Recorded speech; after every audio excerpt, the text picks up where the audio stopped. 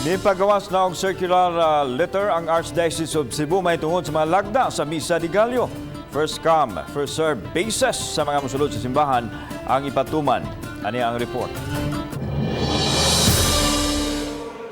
Ang circular letter sa Pangulo sa Simbahang Katoliko mao'y tugbang sa executive order nga giluwatan sa local chief executive sa Dakbayan sa Sugbo.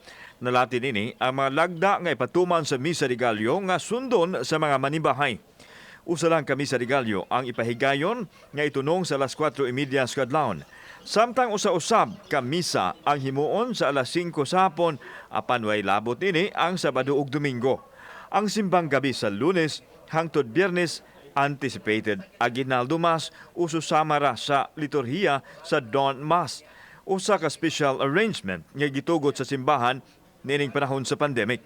Isip mga tao, no, isip mga nagkupot sa ato ang simbahan, kami usab sa among bahin naning kamot no nga musunod ug mapatuman gayud kining maong mga mandated health protocols.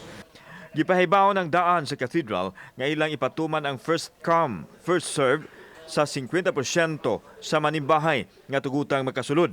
Samtang dili tugutan ang parking sa compound sa cathedral kay diha ipahiluna ang mga manimbahay nga dili maigo sa sulod sa simbahan. Naghangyo pod mi no sa inyuhang mga kooperasyon nga unta kamo musabot usab unta no nga ang atoang pagsaulog karon dili sama parehas sa mga naanda nato nga pamaagi no.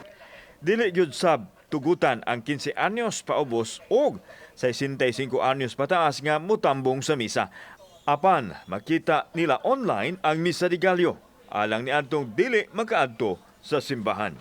Kauban si Marlon Milgaso, ako si Alan Domingo. Balitang Bisdak.